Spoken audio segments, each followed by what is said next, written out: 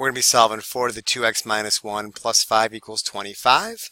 I do see that my unknown is stuck in the exponent, so I do know that the reverse side of that coin is logs. I'll be using logs later on in the problem, so this conversion will come into play.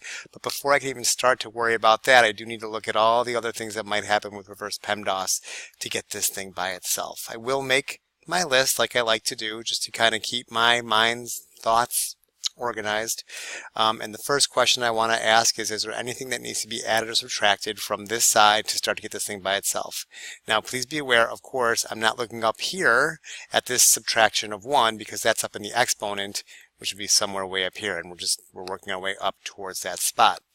So there is still something that needs to be subtracted though. This positive 5's got to go, so I will subtract 5 from both sides, and the left side after these cancel will become 4 to the 2x minus 1 equal to 20. Hooray.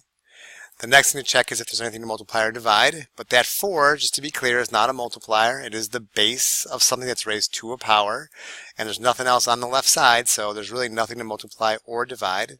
And now I'm ready to deal with this exponent part, and here's where you just have to understand that exponents and logs are like two sides of the same coin. So the thing to do at this point, since our unknown's in the exponent, is to switch to log form. And when you're switching to log form, you basically want to say, what's the base of my log going to be, and where's that exponent going to go? And as we gain fluency with this, it'll become more and more obvious to you that this is the base, and this is the exponent goes over here. So my base, I'm going to have a log, base 4.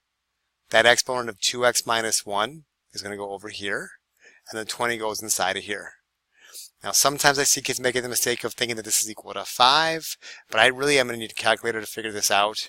And I'm going to need to use this change of base formula, and I'll have to do the log of 20 divided by the log of 4. So here's my calculator, my log button.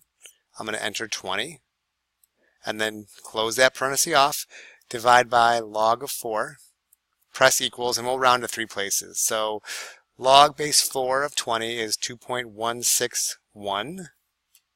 2.161, and that's going to equal 2x minus 1. And at this point, we're just going to now, this is like a normal algebra 1 type problem, get that x by itself. We are back down to the bottom of our PEMDAS stuff, so if you still are confused with these types of problems, we'll start by adding 1 to both sides.